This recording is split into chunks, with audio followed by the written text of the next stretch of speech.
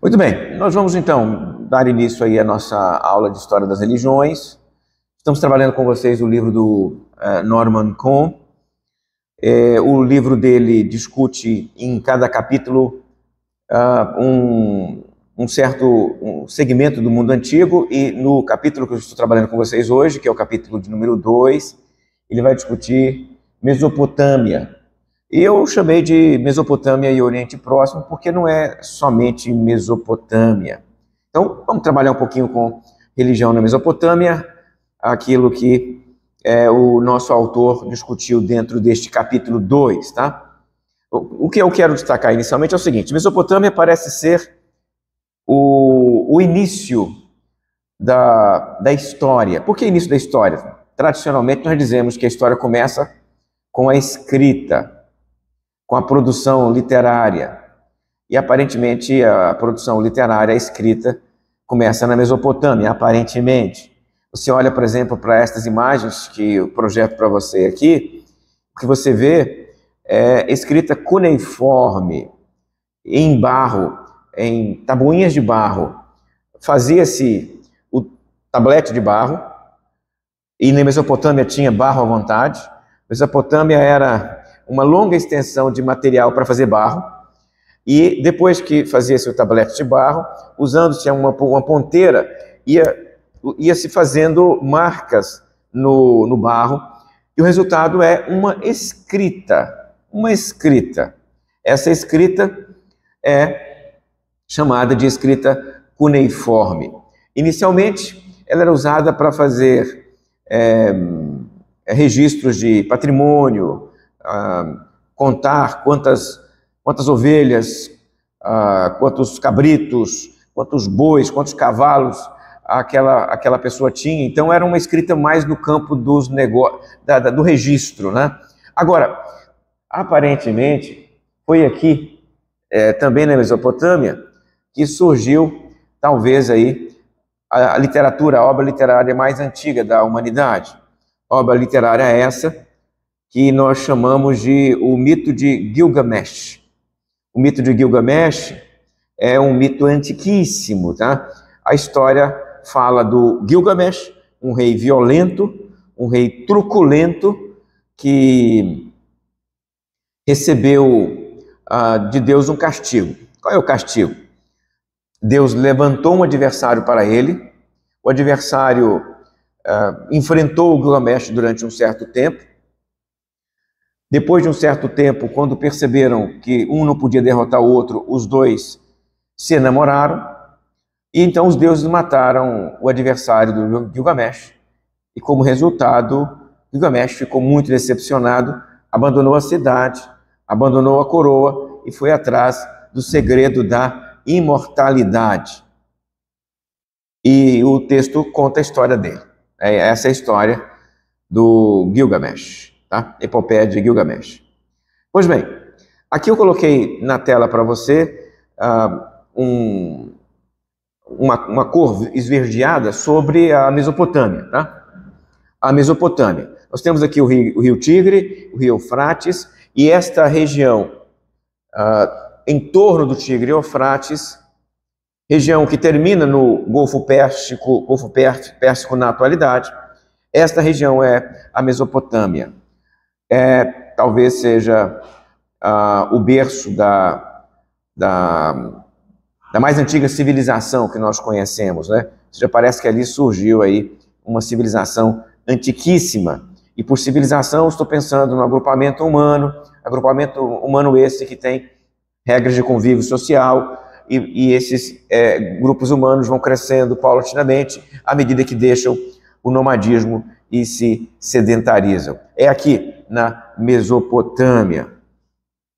Várias civilizações naquela região. Voltando o mapa para vocês aqui, ó, você pode perceber o seguinte: nós temos então a Mesopotâmia, mas em torno da Mesopotâmia você tem, de um lado, na direção da Índia, do outro lado, na direção da Arábia e Palestina, e na parte norte, na direção da Síria e da Ásia Menor, especialmente. Esses povos em torno compartilhavam uma espécie de elemento cultural embrionário. Cada povo desse tem sua própria cultura, mas eles são aparentados. Então, os sumérios, os acádios, os babilônicos, os assírios, eles são aparentados, tá? Por isso que há aproximações culturais. E isso vai fazer com que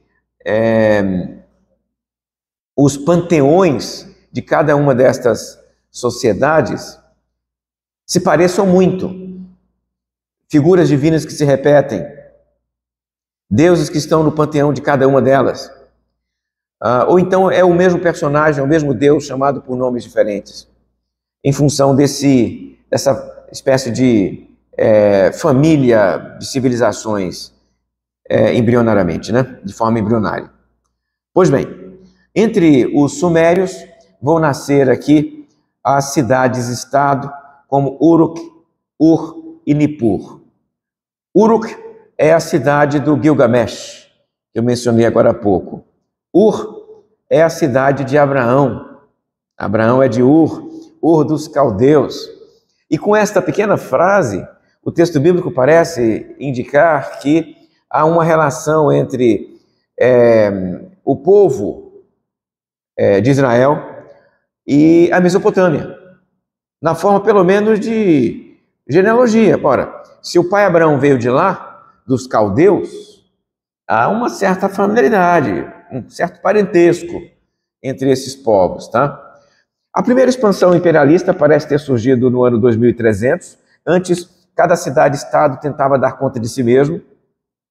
A primeira expansão imperialista parece ter se dado sob o nome de um rei chamado Sargão I. Algum tempo depois, lá no século XVIII a.C., nós vamos encontrar talvez um dos personagens mais conhecidos da história antiga da Mesopotâmia, Hammurabi. Quem não ouviu falar, por exemplo, do Código de Hammurabi, das tabuinhas de Hammurabi, das leis de Hammurabi? Aqui, ó, Hammurabi é do século XVIII a.C. e ele é de Ur, a cidade do Abraão. Olha que interessante, gente. O modelo religioso majoritário parece ser o sumério, ou seja, a base da religião parece ser suméria e ela é replicada nas outras civilizações babilônicas, acádicas, mas a base parece ser suméria, tá? Nós temos, nestes momentos iniciais, especialmente naquela fase de cidade-estado, uma figura que se confunde nas funções de rei e sacerdote.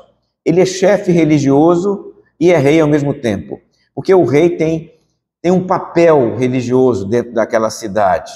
Ele exerce um papel religioso, tá? Então, em função disso, essas cidades mais antigas, elas dão muito poder para as figuras sacerdotais, a ponto de o rei ter um papel também nestas religiões antigas. Eu coloquei na tela para você um fenômeno que você vai encontrar em muitos livros de história antiga. Esse fenômeno se chama zigurate. Aqui está o zigurate como ele deve ter sido. Aqui está o zigurate como ele está agora. Depois de milhares de anos de andanças para um lado e para o outro, olha aí, como ele era, como ele é. Tá? Então, o que era o zigurate? O zigurate era uma espécie de pirâmide cortada, e ali os sacerdotes realizavam cultos, celebravam seus ritos, faziam os seus sacrifícios, e veja, aqui dentro você pode ter, aqui dentro, cômodos, cavernas, né? Essas figuras aqui eram figuras que eram construídas no bojo das montanhas. Mas não eram muitas montanhas. Babilônia tem pouquíssimas montanhas. Poucas. Babilônia, meus queridos, é uma grande extensão de terra, um platô gigante, formado de barro vermelho. Tá? E, eventualmente, um pedacinho se levanta Nestes pedacinhos que se levantam, eles faziam o zigurate. É isso aí. Nos poucos pedacinhos que se levantam, eles faziam o zigurate. Isso aqui, então, era o que mais perto se aproxima do conceito de um templo na Mesopotâmia. Um zigurate, tá? Aqui, como ele é na atualidade, né? O zigurate de Eana, lá na Mesopotâmia, tá? Alguns grupos, então, surgem em torno dos zigurates, construindo ali uma cidade-estado, né? Fazendo com que o templo fosse uma espécie de centro de poder. Os templos antigos poderiam ser muito poderosos, tá? Dependendo do culto, ele recolhia recursos, recebia ofertas. Se você se lembrar do templo de Israel, o quanto de ouro havia ali, o quanto de objetos preciosos haviam ali. Os reis helenistas, os reis seleucidas, por exemplo, quando eles estavam endividados, a prática comum do rei Seleucida, sabe qual era? Sai do seu palácio com o seu pequeno exército e saqueava os templos que ele encontrava pelo caminho, para levantar dinheiro, né? Porque os templos costumavam ter recursos financeiros, tá? No período de Hammurabi, e depois também, né? Então, a frase melhor seria, já a partir de Hammurabi, os deuses no panteão estão estruturados na forma de grupos familiares. Por que eles são estruturados na forma de grupos familiares? Porque são muitos deuses. Gente, milhares de deuses. Ora, pensa comigo aqui. 10 deuses você consegue lembrar. 20 deuses você consegue lembrar. 100 já ficou difícil. E 1000? E 1000 não dá. Então, o que acontecia? Eles eram distribuídos em famílias. Então, em vez de você guardar o panteão inteiro, você guardava uma família. Os deuses estavam estruturados no panteão celestial na forma de grupos familiares. Grupos familiares esses se guardavam uma estrutura, que preservavam uma estrutura similar à estrutura humana. Então, os seres humanos têm pai, tem mãe, tem filho, tem tio, tem tia, tem sobrinho. Os deuses também têm. Tem pai, tem mãe, tem tio, tem sobrinha. E tudo que tem no mundo humano tem no mundo dos deuses. Tem traição, tem trairagem, né? Tem ciúme, né? O que tem no mundo humano tem no mundo dos deuses. O mundo dos deuses replica o mundo humano. E nesse caso, o mundo social,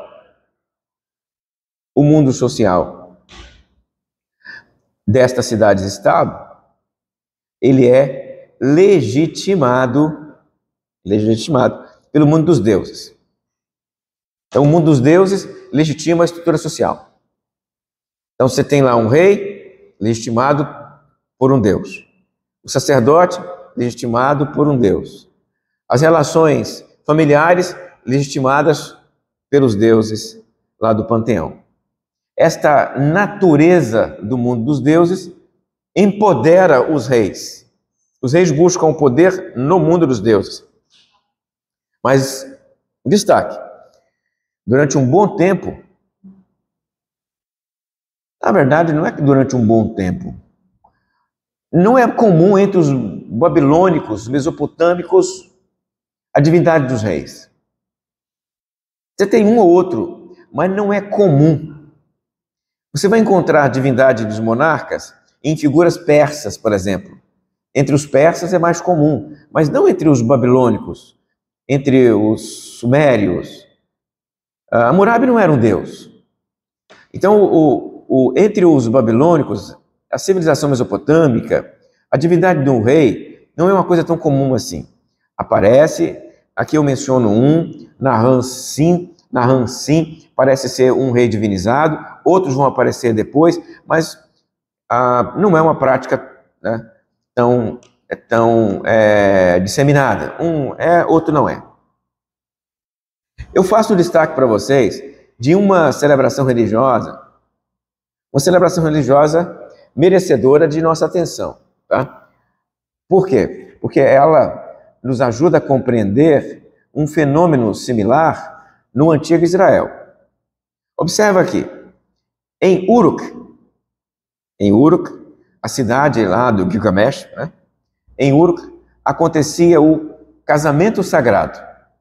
Então, em Uruk havia um templo dedicado à deusa Inanna, ou Ishtar, certo? Ishtar aparece no texto bíblico do Antigo Testamento, tá? Então, você tem lá a deusa Inanna ou Ishtar. Aqui, havia o culto à deusa.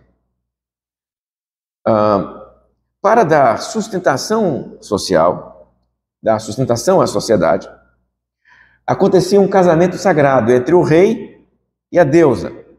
Como assim? A deusa descia? Não, a deusa não descia. A deusa tinha uma sacerdotisa. E essa sacerdotisa representava a deusa no casamento sagrado.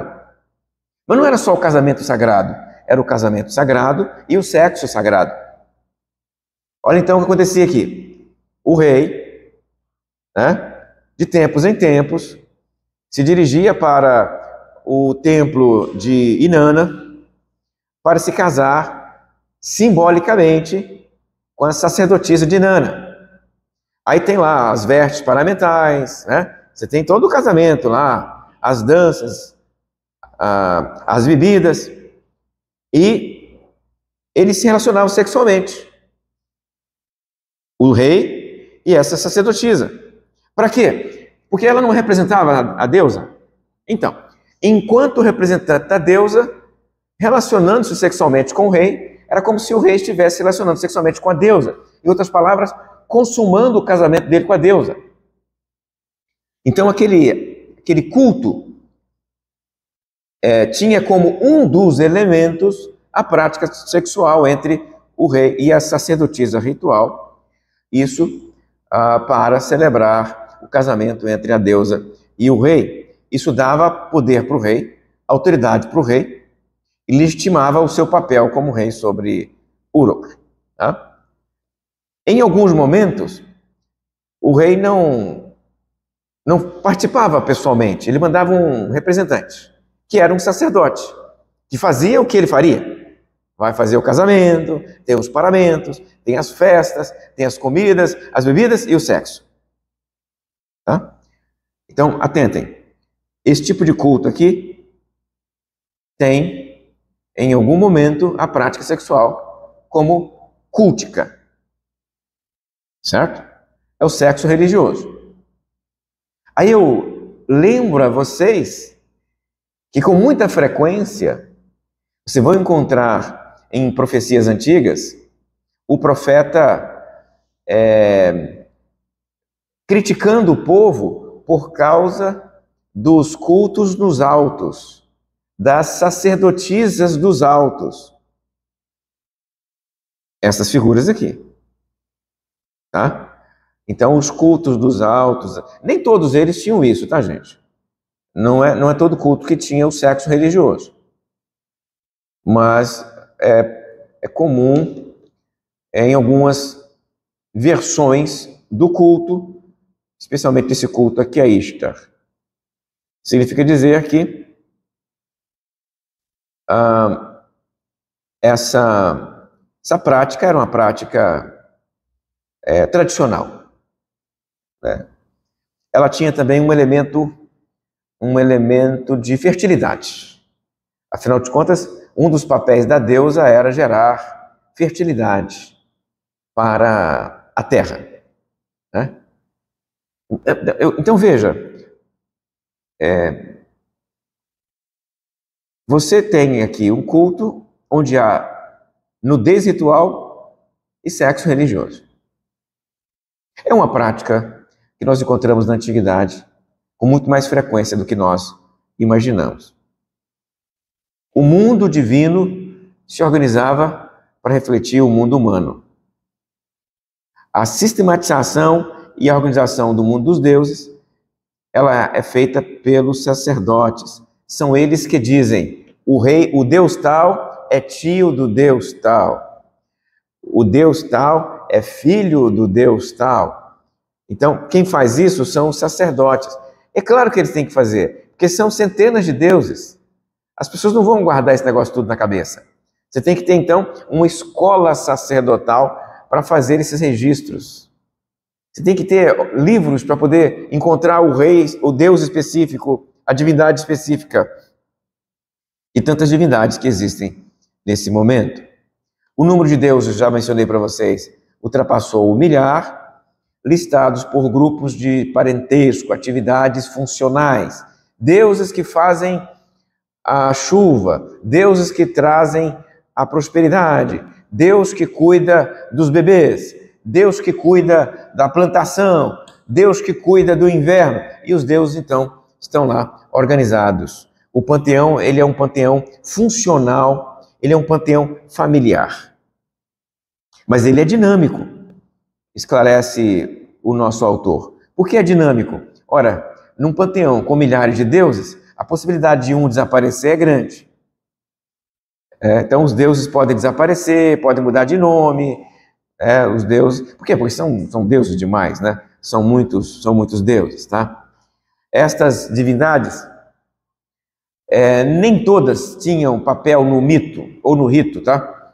Só existia lá no livro de deuses. Alguém cultua esse deus aqui? Alguém? Não tem, né? Só está lá no livro, lá, tá? Só está no livro.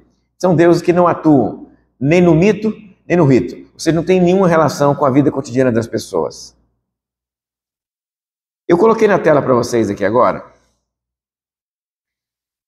a tríade divina. Ela pode mudar dependendo do grupo, né? Mas essa aqui é uma das mais comuns. 3 deuses aqui, ó. An, Enlil, Enki. 3 deuses, tá? Eu coloquei para vocês aí desenhos, imagenzinhas dos 3. São 3 deuses. O primeiro deles, o An, é o chamado Deus Otiossus.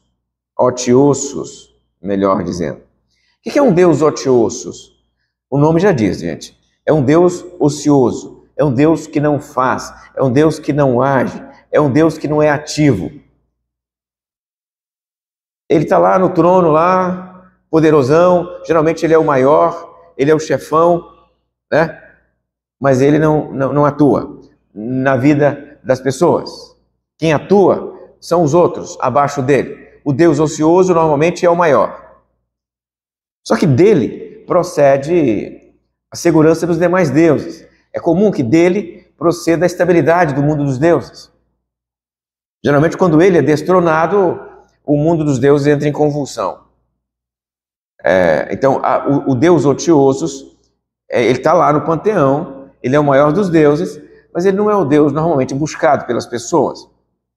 Da tríade, eu tenho agora o Enlil. O Enlil, ele é conhecido como Senhor do Céu. E por ser Senhor do Céu, ele está no trovão, ele está na luz do sol, ele está na escuridão, ele está na chuva. Então ele é o Senhor do Céu. E sendo o Senhor do Céu, ele é aquele que ordena o castigo. Ele é aquele que castiga. Enlil decidiu mandar o dilúvio sobre a terra para acabar com os homens. Há variação na razão de por que Enlil mandou o dilúvio. Algumas tradições, alguns mitos dizem que ele mandou o dilúvio porque ele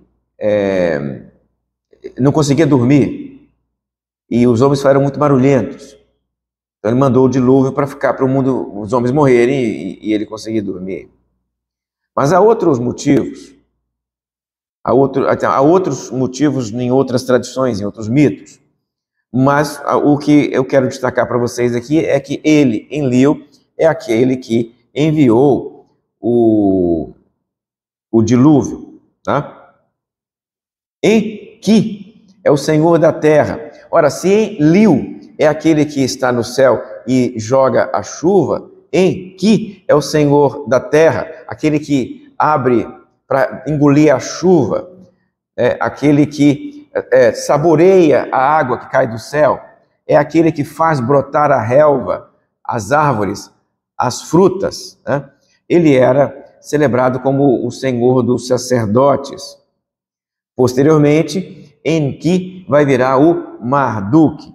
Então perceba que neste caso, a figura das três mais celebrada é o Enki.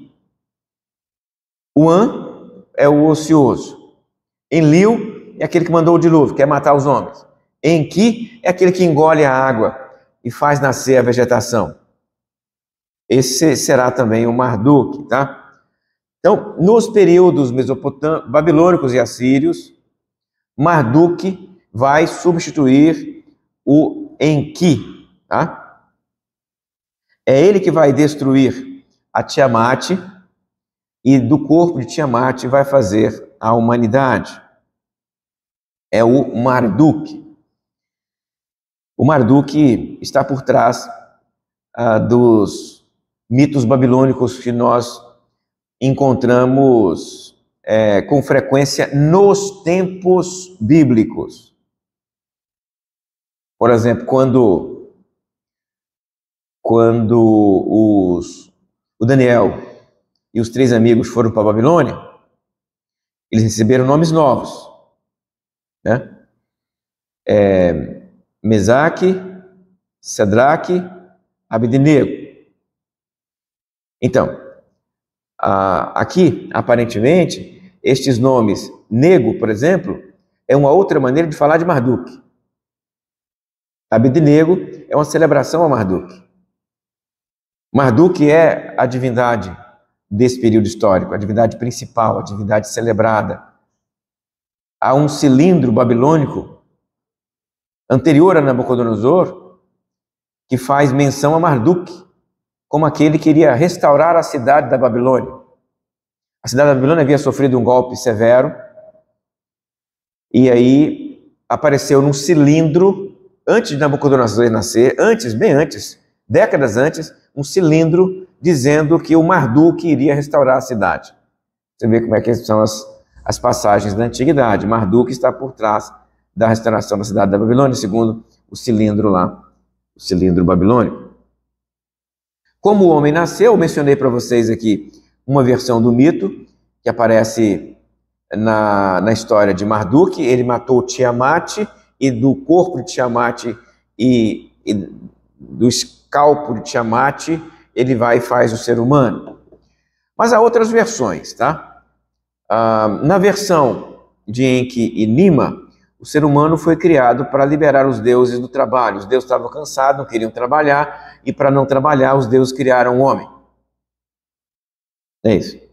Na versão de Atrahasis, Enki, o deus da água, o deus da terra, o deus que engole a água que cai do céu, né? Ele criou o homem aspergindo o sangue de um deus em argila mesclada pela deusa Nintu. O nome do personagem que escapou do dilúvio aqui nesse mito se chama Atrahasis. No Enuma Elish, que é aquele que eu mencionei agora há pouco, o Marduk é quem cria, tá? Os deuses precisam do homem nestas mitologias babilônicas. Os deuses, nos relatos cosmogônicos e antropogônicos de uma maneira geral, eles criam o homem porque precisam do homem. Os deuses precisam do homem por quê? Porque o homem é que faz sacrifício. Os homens fazem sacrifício. E os deuses precisam dos sacrifícios para se manterem ativos e vivos e bem. Tá?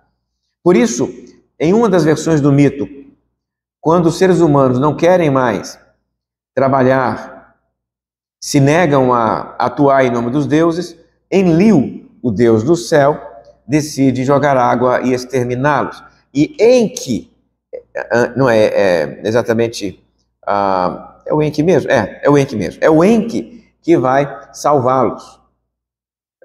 Ele salvou uma família, Atrahasis. Por quê? Porque ele percebeu que se todos os homens morressem, os deuses não teriam mais sacrifícios, e sem sacrifícios eles passariam fome. Então, os deuses precisam dos homens. Por isso, o primeiro dever dos seres humanos é, de alguma maneira, bem cedo, realizar algum sacrifício. Então, pela manhã, bem cedinho, realiza um sacrifício, veste a estátua da divindade, canta uma prece, recita um hino ali, e pronto, ali bem cedinho. Era este o dever. Quem fazia isso era o sacerdote, porque ele virou uma figura estatal. Veja, é preciso que os homens façam isso. Mas se deixar para os homens fazerem, quem vai fazer? E se todo mundo deixar para depois? Se ninguém fizer, os deuses vão se irritar. Se não atribuir a tarefa, é possível que ninguém faça. Então, para que obrigatoriamente a tarefa seja feita, de manhãzinha, bem cedinho, essas coisas aconteçam, eles separaram os sacerdotes, que se torna aqui uma figura estatal, é um funcionário público. Então ele funciona para isso, esse é o seu papel, essa é a sua atuação. E os outros? Os outros não precisam. Eu já mencionei para vocês em outras atividades, em outras falas minhas aqui, que no mundo antigo, não é muito comum que as pessoas estejam frequentando o templo ou participem de cultos no templo. Elas fazem isso com alguma eventualidade, quando elas precisam de alguma coisa dos deuses, ou então em algumas datas muito específicas daquela cidade. Mas no mais, você não frequenta templo, você não vai a templo. Quem vai é o sacerdote, todo dia. Para você não, você vai só de vez em quando, aquelas datas programadas. Você toca a sua vidinha. O templo não é um lugar de visitação. O templo não é um lugar para você ir lá, sentar na cadeirinha e assistir a culto, ou fazer culto, ou participar de culto. O templo é do sacerdote fazer o sacrifício. Não tem nem banquinho dentro do templo. Não tem esse papel os templos antigos. Além dos ritos diários, haviam então aquelas celebrações sazonais, como já falei para vocês, como aquela que o rei participava do culto com a sacerdotisa ritual. Os cultos só podiam ser prestados por pessoas especializadas, e os sacerdotes poderiam ser homens ou mulheres, e haviam também outras figuras ali vinculadas ao sacerdote. Então, digamos que em um templo sacerdotal, em um templo, os sacerdotes criaram uma estrutura. Não tem apenas o sacerdote, tem seus auxiliares. E entre os auxiliares dos sacerdotes, os adivinhos, aqueles que liam a sorte das pessoas ou dos reis, abrindo os animais, derramando o sangue deles, queimando os seus ossos. E desta maneira, eles faziam as adivinhações. Tá? Deixa eu verificar se tem mais alguma coisa aqui.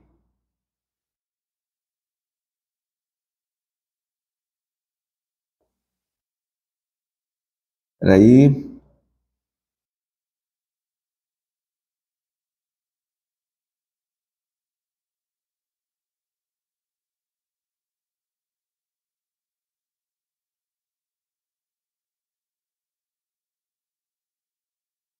Pronto. Esse aqui que eu estava procurando. Esse é o último. Eu quero mencionar para você então que os caldeus, eles se especializaram na arte da adivinhação no mundo antigo. Eles se tornaram conhecidos por exercitarem esse papel, adivinhar as coisas, prever, ler os astros, contar as estrelas, né? Então você vê isso no livro de Daniel. Tem uma casta de sábios que fazem isso, casta de adivinhos que fazem isso. E aparentemente, lá no relato do nascimento de Jesus, você vai encontrar figuras que parecem ser relacionadas com estes personagens aqui. Né? Convencionou-se chamá-los de reis magos, né? Mas eles parecem ser figuras religiosas mesopotâmicas, né? Aparentemente. Tá bom? Então, nós terminamos assim o nosso relato. O relato da Mesopotâmia, então, insiste na descrição deste panteão, na perspectiva de que o panteão babilônico, ele é estruturalmente parecido com o dos egípcios. O que significa dizer isso? Em função da mesma dinâmica que o Nilo trouxe para o Egito e o Tigre Eufrates traz para a Babilônia, o mundo dos deuses e a sociedade mesopotâmica também é dominada por essa perspectiva de caos e ordem, caos e ordem, caos e ordem. A ideia de que o mundo não vai acabar. A vida é uma sequência linear de caos e ordem, dependendo do movimento dos deuses, das destruições dos rios, assim até o fim. Tem vida após a morte também. Inicialmente, você consegue encontrar nessas tradições menções a algum tipo de existência posterior à morte. Não é uma coisa que aparece com frequência, mas é eventualmente encontrada em algumas passagens, tá? Então, é possível criar aí um paralelo muito interessante entre Egito e Mesopotâmia e dizer que estruturalmente o sistema religioso dos dois povos é até bem parecido. E em função de quê? Em função da dinâmica geográfica que eu tenho destacado para vocês. Geografia interfere na cultura. Geografia interfere na cosmovisão. Geografia interfere na visão de mundo. Geografia interfere na maneira como as pessoas veem os seus próprios deuses. É isso. Vamos fazer uma pausa então. Continua na nossa próxima aula. Até lá.